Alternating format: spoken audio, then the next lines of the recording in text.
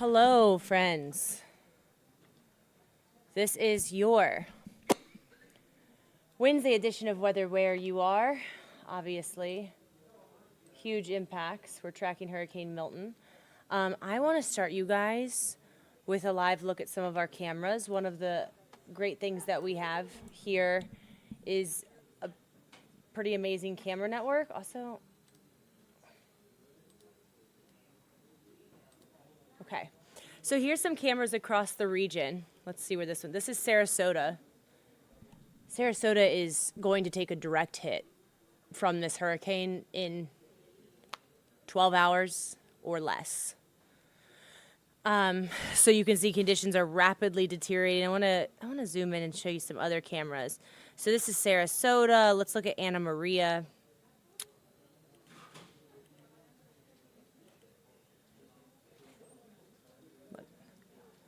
Anna Maria Island, which I don't know if you guys saw the images that were coming out of Anna Maria after Helene moved through. They had significant storm surge. Looked like a bomb went off on that island.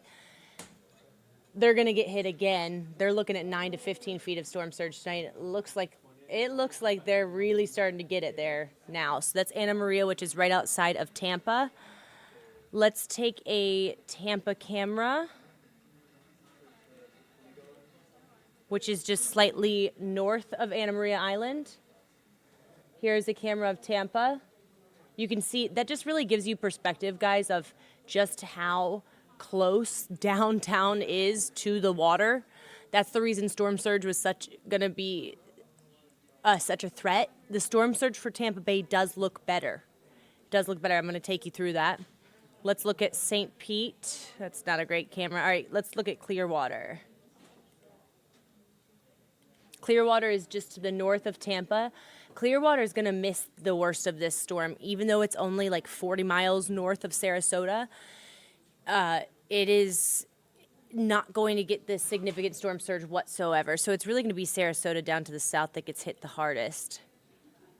Those are just a few of our cameras that we will be checking in on. Let's see, what does it look like in Orlando? Looks pretty ominous in Orlando, too. Here's a live look at Orlando. So it's going to get pretty bad here in the coming hours for our friends down in the south. Hurricane Milton right now, Category 4 hurricane. Winds are down to 145. They've fallen down. The eyewall kind of collapsed a little bit. That's good news. This thing's about 150 miles, and it's picked up speed. It's 150 miles from Tampa. It's picked up speed. You can see it's kind of lopsided. All of the heavy rain is on the north and eastern side of this storm, so really heavy rain already falling from Fort Myers to Tampa. Flash flooding is going to be a huge problem across the state, and it's one of the things that we haven't spent a whole lot of time on because there's just so many other aspects of this storm, but it's going to be bad. Likely to be a Cat 4 at landfall, guys. Cat 4 winds of 130. Actually, I think it just got downgraded to be Cat 3 at landfall, winds of 125. Still significant damage. Okay, yes. So here's the track. This is the current track, 11 a.m. update, which is slightly better news. But, I mean, originally it was forecast to be 130 miles at landfall. Now it's 125 miles per hour, so that 5 mile per hour difference is not significant. The significant change is that small shift south, and we talked about this yesterday. That small shift south keeps Tampa Bay from seeing those onshore winds. The winds will come off of the land, and that will prevent that significant wall of water from washing up in the Tampa Bay. But Sarasota, I think Siesta Key will be completely underwater tonight. Venice is going to get it really bad, and even Fort Myers is going to see significant flooding tonight. Okay, so this thing makes landfall right over Sarasota. It moves across the entire state. It's also speeding up. I think it could make landfall before midnight. All right, you could see by tomorrow morning, it's south of Orlando as a Category 1 hurricane. And then it moves, that's by tomorrow morning, and then it moves back out to sea, okay? So it'll really be from right now through tomorrow afternoon where conditions are the worst across Florida. This is the updated storm surge. This is not the National Hurricane Center's storm surge. This is the storm surge that I have done based on my own research and based on a lot of different information coming in. It now looks like Tampa Bay. Storm surge is way down from 10 to 15 feet to 3 to 6 feet. That's still going to flood many buildings, but it will not cover the entire first floor of homes in the bay. So that is good news. However, as soon as and that also includes St. Pete, Clearwater won't see any storm surge, but once you get down to Anna Maria, that storm surge really increases. Anna Maria is the very tip. It's just a little teeny tip island. They're looking at 6 to 10 feet of storm surge. And then it just gets really, really bad from there. Sarasota is where this thing is going to make landfall. Siesta Key and Venice, all likely to see storm surge between 12 to 15 feet. For perspective, most of your ceilings are 10 feet. So that is the entire first floor and some of the second floor of buildings completely underwater. So even some of these beach houses that are on stilts will still see flooding into their homes, okay? That's the reason storm surge is such a problem. Then you go down to Fort Myers, and even Fort Myers is going to see 6 to 9 feet of storm surge. So it's just going to be a really rough night, especially because this is going to be the worst after the sun sets. It's just going to be really scary for some folks, okay? And when we talk about storm surge is basically a wall of water that these hurricanes, the winds are so strong that the winds basically push a wall of water onto land for perspective. So it's basically like the ocean just comes on land. And 12 feet, like I said, will cover the entire first floor, if not some of the second floor of these buildings. In addition to that, a huge chunk of the state of Florida is under hurricane warning. This goes all the way up through Orlando, Daytona Beach, St. Augustine, Melbourne, Sarasota, Tampa, Fort Myers. West Palm Beach is not included in this. Gainesville, University of Florida is not included in this, so that is good news. Also, there is a tropical storm warning out for the entire South Carolina and Georgia coastline. This is for tomorrow. Winds may get pretty gusty. I've looked at all of our most recent data, and I'm not impressed with the winds here in Georgia, especially inland, like areas like Douglas, Valdosta, Augusta that got hit really hard with Helene. Breathe a sigh of relief. Your wind gusts, like max wind speeds will be 30 miles per hour, which is basically just a breezy day. I'm really not seeing the potential of winds higher than 45 miles per hour along the coastline. I think they're just issuing this for good measure because there's a chance for some storm surge and for tropical storm conditions, although I don't think that it's going to be nearly as bad for our state as it was in Helene, okay? This is really going to be a main Florida impact. And I just wanted to show you this because this really gives you the perspective. This is the probability of tropical storm winds. I mean, it's a 100% chance of tropical storm winds from Tampa to Sarasota, Fort Myers.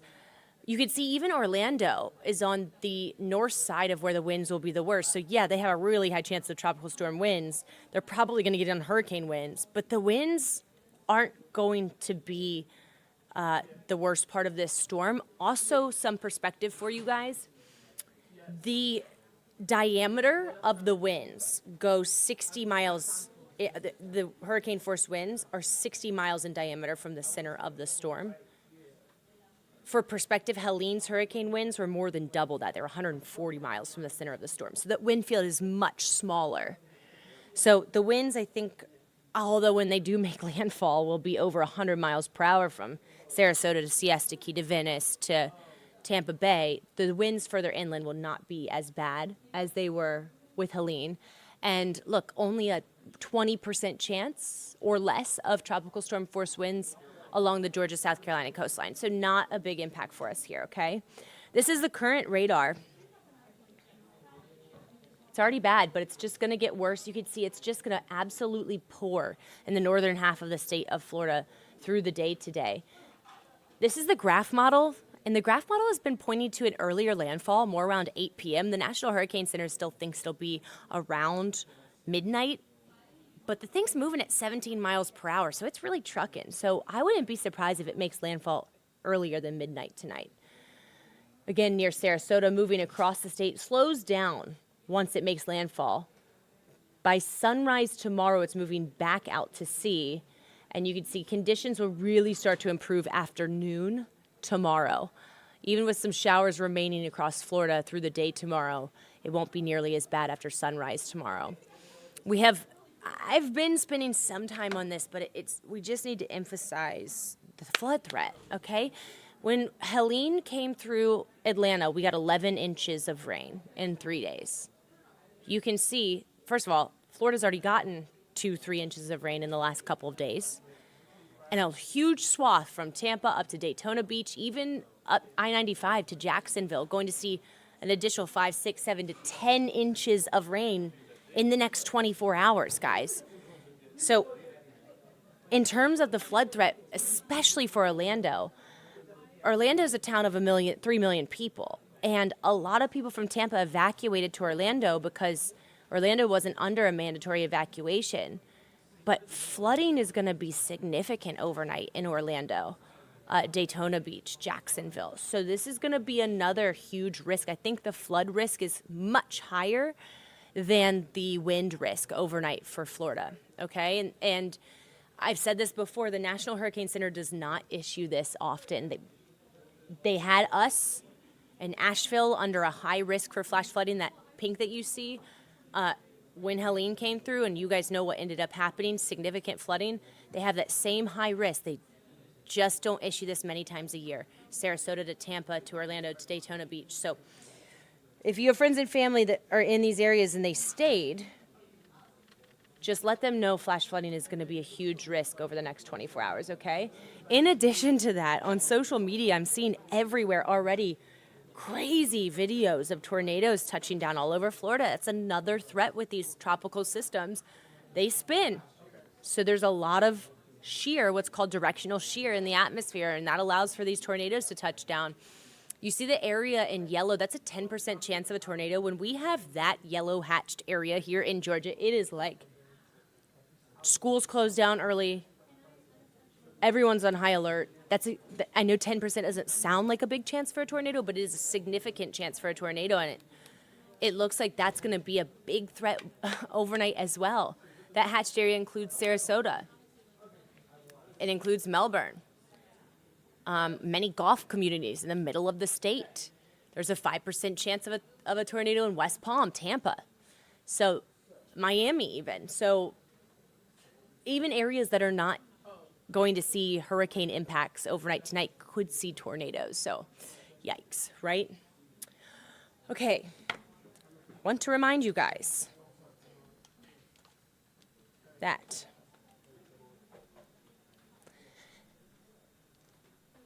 the Gulf of Mexico has been sitting 6 degrees above average, significantly warmer than average over the last several years. Since 2000, 40% of let's just put it this way, since we started recordings 150 years ago, 40% of our Cat 5 hurricanes have occurred since the year 2000. I am not saying that warm ocean water helps these storms form. I don't think that warm ocean water makes these storms more frequent. But what I am saying is warm ocean water allows these storms to intensify after they have already formed. So any hurricane or tropical system that gets itself going, once it enters into the Gulf, it explodes. And we've seen that so many times because that warm water is like oxygen to a fire. It fuels these storms. And this is now the norm. I'm not saying that they're going to become more frequent, at least the formation, the number of hurricanes we see per year, but I am saying the number of strong hurricanes that we see, particularly in the Caribbean and the Gulf, will be higher because of warm ocean water. And look, in the last 7 years, 9 major hurricanes have made landfall, almost one every single year. I mean, I remember Harvey just sat over Houston, significant flooding. That was back in 2017. Zeta moved through Georgia right here as a tropical storm in 2020. We all lost power. We had Hurricane Michael, which rapidly intensified right before landfall, wiped out Mexico Beach, Florida. We have Ian, which rapidly intensified, took out Fort Myers a couple years ago. Irma, you remember Irma? a devastating hurricane that moved through the Caribbean. We had Helene a few weeks ago, and now we're going to add Milton to that list. One thing's for sure, I would not buy land on the Gulf Coast, okay?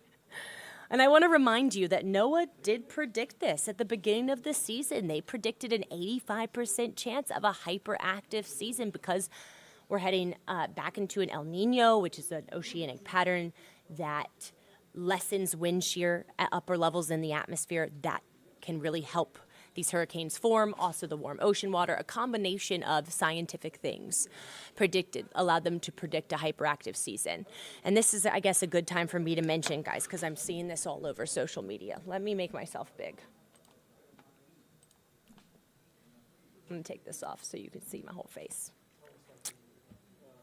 We are not creating hurricanes. The government is not creating hurricanes. You're giving us way too much credit, okay? We barely understand, and we can barely predict these storms, let alone create them, okay? Cloud seeding, which we do in areas like Dubai. I know cloud seeding is a thing because they have to have rain there. It's a city in the middle of the desert. Cloud seeding involves dropping a condensation nuclei into sub-freezing clouds that are way up in the atmosphere. Sub-freezing clouds have absolutely nothing to do with hurricanes. Hurricanes are warm core lows. They do not form high up in the atmosphere. They do not form from freezing crystals. There's no scientific way that cloud seeding can form hurricanes. There's no scientific way that lasers can form hurricanes.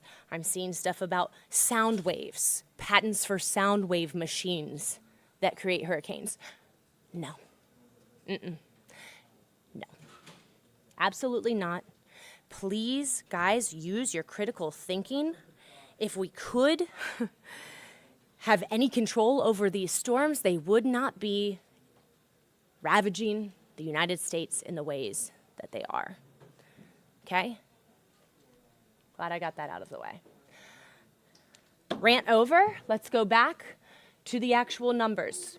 So we've now had 13 named storms, 9 hurricanes, and 4 major hurricanes. And NOAA they've held strong on their above average prediction. If that's right, then we're going to get at least 4, possibly 4 to 9 more named storms, possibly 4 more hurricanes. Okay? Our next named system will be Nadine, Oscar, and then Patty. All right? And here's the tropical outlook. We got 2.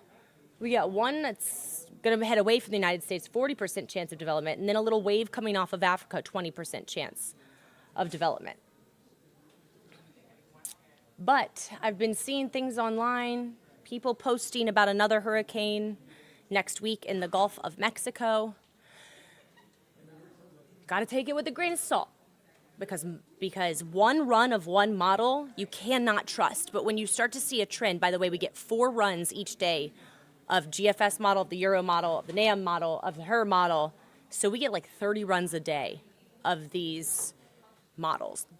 But once you start seeing trends, 3 runs, 4 runs, the Euro hints at it, the GFS hits at it, then you start becoming more confident that maybe we could see something in the long-range forecast. And I will say the last 4 runs of GFS are hinting at something developing in the Caribbean towards the end of next week. So that is something that we are going to have to watch very carefully. Here in Georgia, our weather will not be impacted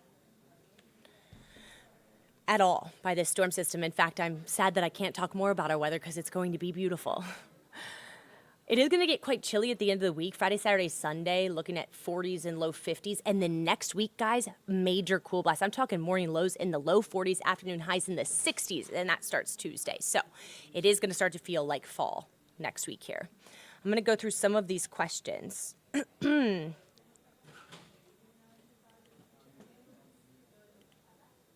So What sanctuary city should Americans that are left homeless by natural disasters drive to? That's a great question. I do not know the answer to that.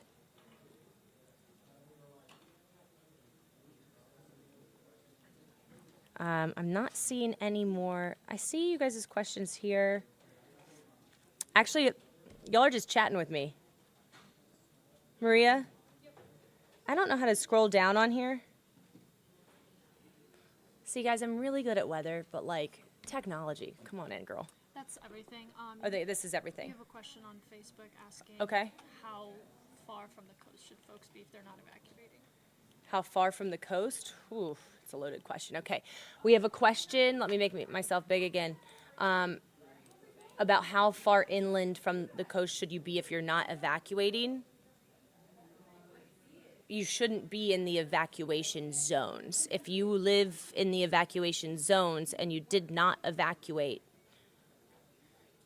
I mean, at this point, I don't know what the right information to tell you to do is, because it's only going to get a lot worse here in the next few hours. It's almost too late to do anything, but I would think that you want to be at least 20 miles inland. At least 20 miles inland. The storm surge will probably go at its worst in areas like Siesta Key, Venice, Sarasota, probably 2 or 3 miles inland, but those winds will really decrease pretty quickly after the thing makes landfall. So if you could get 20, 30 miles inland, that would be great, but I don't want to encourage you to leave your homes now because things are starting to get really, really bad and you don't want to be driving around in this, okay? All right, everybody. That is my update for today. I am off the next couple of days. Rodney and Courtney will be in. I will continue to keep you all updated on Twitter and Facebook. I know we have a lot of friends, a lot of people vacation down in Florida. My family has a house. Let me show it to you. We have a little condo right in downtown Venice. Let me see if you guys can see this. Can I make this big? Can we make this big? That's our condo. That's the Intercoastal Waterway, and that's the ocean. We're on the first floor. And I told my mom, I hope you're okay with all new furniture, at the very least. Many of these areas, they don't even offer flood insurance anymore. We don't even have flood insurance. So I think a lot of families are just in the same position where they either have vacation homes there or it's where they go every year for vacation. I grew up, my grandparents grew up in Sarasota, so I grew up going there. So many places near and dear to our hearts. A lot of our friends and family, highly populated areas. We've seen what happens with these hurricanes, and I think that it's all kind of heavy on our hearts. Certainly is on mine, especially after, seeing what happened with Helene. It's going to take years for Asheville and the surrounding areas to clean up, many still without power. We're going to have to think about our friends down in Florida and send all the help that we can get.